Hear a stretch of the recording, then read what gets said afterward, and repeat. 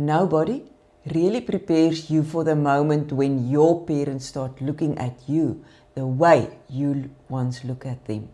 For reassurance, for guidance, for help, and suddenly the people who once carried your entire world struggle to carry groceries.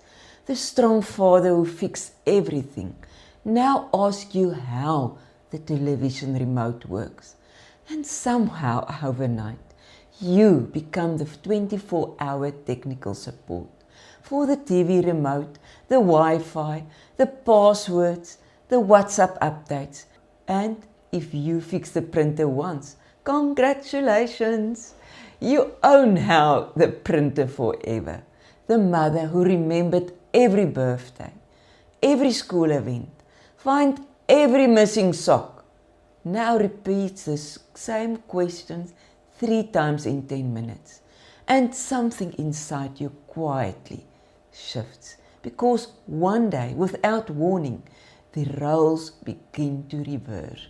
Not dramatically, quietly, gradually. Through appointments, through packing medication boxes, forgotten password, repeated stories, the slower walking, and the heartbreaking sentence, I don't remember. Caring for aging parents is one of the most emotional journeys many of us will ever experience after 50. And for some people, caregiving does not stop with parents. Sometimes it's your husband, your wife, your life partner, the person who once carried life beside you, now needing you in completely different ways. And sometimes watching someone you love slowly change can feel like grieving in slow motion. It can feel exhausting. It can feel overwhelming. It can feel lonely. Sometimes it can feel frustrating, and then you feel guilty for feeling frustrated. And nobody really talks about that part, because caregiving is complicated. It is love mixed with grief, mixed with responsibility, mixed with exhaustion, mixed with moment of extraordinary tenderness. And today we are going to talk honestly about that journey. Not perfectly, honestly. Because if you are walking this road right now, I want you to know something. You are not failing. You are just human. And what you are doing matters more than you realize. Most of us spent our entire childhood believing our parents are permanent. They are strong. They are capable. They are unshakable. They are the people who know what to do. The people who protected us. The people who drive at night when we are sick. Stay awake when we are afraid.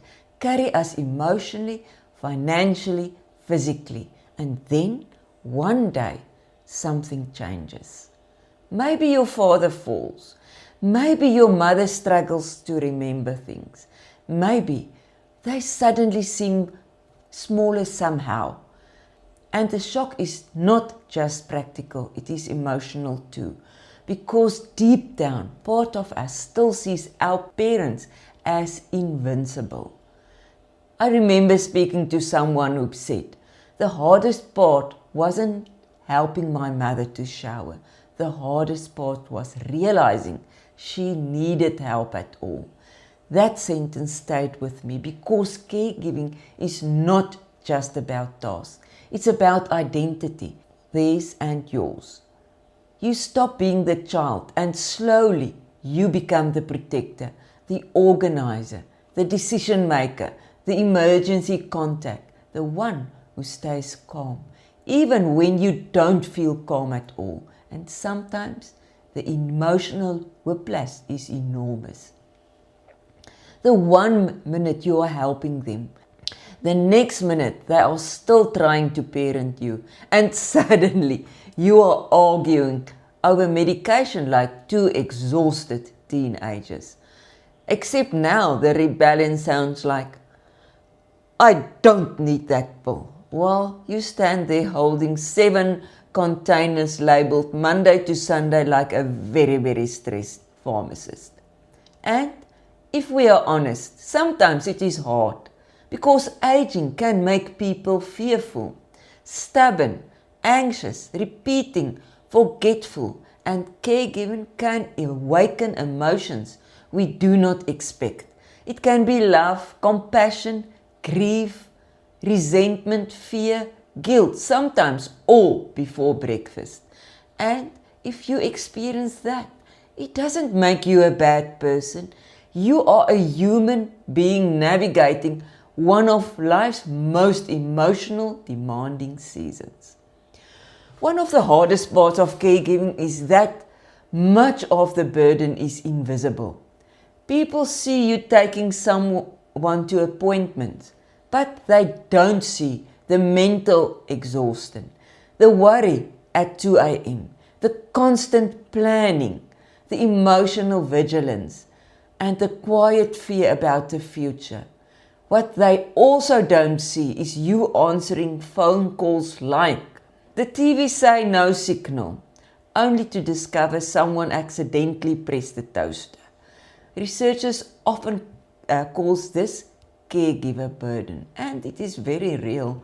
Many caregivers experience chronic stress, sleep disruption, anxiety, emotional fatigue, burnout, isolation. And here's the dangerous part. Many caregivers believe they are supposed just to cope. So they keep on going, eventually, even when they are exhausted, even when they are emotionally depleted, even when they secretly feel if they are drowning. And perhaps one of the loneliest part is grieving someone who is still alive. Because sometimes aging changes a person slowly. You know, their memory changes, their confidence changes, their personality changes, their independence changes. And nobody teaches us how to grieve gradually, one tiny loss at a time. Sometimes the grief is not even dramatic. Sometimes it is your mother no longer baking your favorite cake or making your favorite dish. Your father no longer driving or fixing everything. Conversations becoming more repetitive. Stories that is disappearing. Watching their confidence fade. Tiny moments, tiny heartbreaks. And then something strange happens. You start missing people while they are still sitting right beside you. That is one of the deepest emotional truths of caregiving. There are 5 powerful lessons caregiving teaches us. Lesson number 1, love becomes practical. When we are younger, we often think love is emotion, but caregiving teaches us something deeper. Love becomes action. Love becomes driving to appointments, sorting out their medication, helping them with their paperwork, making tea, repeating instructions gently, sitting quietly beside someone. Love becomes showing up, even when you are tired, even when it's inconvenient, even when nobody sees it. And honestly, some of the greatest acts of love in life are incredibly ordinary. Lesson number 2, patience is learned. Nobody wakes up endlessly patient, especially when someone asks the same question 6 times in 20 minutes. Or phones you because the Wi-Fi stopped working and somehow the solution is always, is it plugged in? And 89% of the time it was not plugged in. And yes, sometimes you lose patience. Sometimes you answer too sharply and then you regret it. Sometimes you drive home and cry from exhaustion. And that doesn't mean you do not love them. It does mean you're carrying a lot. But over time, caregiving teaches us something differently. Caregiving teaches patience differently.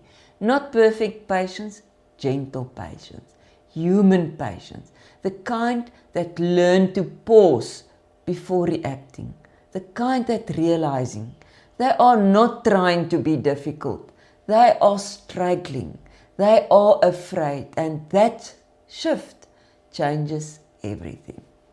Lesson number 3, control is illusion. This lesson is painful because most of us wants to fix things. We want solutions. We want their health to improve. We want recovery, control. But aging humbles us because some things cannot be fixed. Time moves forward. Bodies change. Memory changes. Energy changes. And one of the hardest emotional shifts in caregiving is learning the difference between helping and controlling. You cannot stop aging. You cannot prevent every decline. You cannot carry someone else's entire journey for them. Accepting that reality hurts. But strangely, it can also bring you some peace. Lesson number 4, boundaries are not selfish. This is important because many caregivers burn out quietly. They feel guilty resting, guilty saying no, guilty taking time for themselves. But caregiving without boundaries becomes unsustainable. You cannot pour endlessly from an empty cup, and protecting your own health is not selfish. It's responsible because exhausted caregivers eventually collapse emotionally. You still need sleep, you still need movement, friendships, laughter, moments of joy, your own identity. You are allowed to be a caregiver without disappearing completely. Lesson number 5, letting go is part of loving. And this may be the hardest lesson of all because caregiving eventually teaches us something deeply painful. Nothing stays exactly the same forever. And sometimes loving someone means accepting change we never wanted. Letting go of who they used to be, what life used to look like, the certainty we once had. But letting go is not giving up. It is loving reality honestly. And sometimes the most loving thing we can do is stop fighting every change and simply be present inside it and love them anyway. Let me tell you 3 human stories. Story number 1, the daughter who tried to do everything. She handled the medication, the groceries, the bills, the appointments, the transport, the emotional support, everything. Because she believed, if I ask for help, I am failing. Eventually, she became exhausted, snappy, emotionally drained, running on empty. Then, one day her sister took over one small task, the weekly shopping. A neighbor helping with transport, and suddenly she could breathe again because caregiving was never meant to be carried alone. Story number 2, the son who changes his perspective. His father kept on asking the same question repeatedly. At first he became so frustrated. By the 8th time he answered it, he started wondering if he was now developing memory loss too. Then, one day he realized something heartbreaking. His father was not trying to annoy him. He was frightened. He was confused. He was trying to hold on to normality that remained. And in that moment, his frustration turned into compassion. Story number 3, the granddaughter who discovered what matters, Sunali. Every Sunday she visited her grandmother. Sometimes they barely did everything. They drink tea, look through old photographs, they tell stories that was repeated for 10 times. It was nothing dramatic, but after her grandmother passed away, those ordinary Sundays became priceless. And that is the strange thing about caregiving. Sometimes the moment that feels the smallest while living them become the moments we treasure most later. Here are a few practical things that genuinely help. Number 1, ask for help earlier. Do not wait for burnout. Number 2, build predictable routines. Remember, routine reduces stress for everyone because honestly, if routine changes unexpectedly, everyone becomes stressed, included the caregiver, including the dog, the cat, possibly even the kettle. Number 3, protect your own health. You matter too. Number 4, talk openly with your family. Avoid silent resentment building for years. Number 5, plan ahead for medical care, finances, legal documents, living arrangement. Planning does not create fear. Avoiding planning does. If you are caring for an aging parent right now, I want you to hear this clearly. What you are doing is extraordinary. Not perfect, extraordinary. Because caregiving asks people to give time, energy, patience, love, presence, even when you are exhausted, even when you both are afraid, even when you felt overwhelmed. And although it may not feel like it right now, one day you may realize these ordinary moments were sacred. And one day, remember, the appointment will stop, unfortunately. The routines will change. The phone calls will become quiet. And what will remain will not be every difficult moment. It will be the love, the conversations, the laughter, the small acts of kindness, the moments you showed up. Because in the end, caregiving is not really about aging. It's about loving, learning how to stay. And perhaps that is one of the most human things we will ever do. Because life after retirement is not about stepping back. It's about stepping into who you were always meant to become and keep on loving them. They are precious. Thanks for watching.